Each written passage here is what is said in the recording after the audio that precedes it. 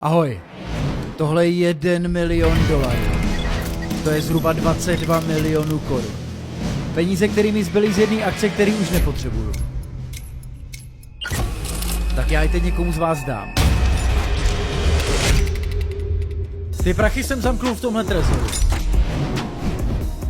Abyste se k ním dostali, potřebujete tuhle kartu a správný heslo. Ty karty jsou teď v kinech po celé republice. Stačí jenom přijít na ten správný film. Heslo v té kartě je 10místný číslo.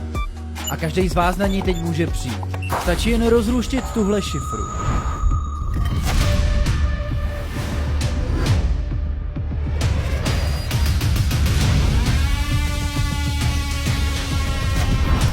Není jednoduchá, ale existuje k ní návod. Je v tom filmu.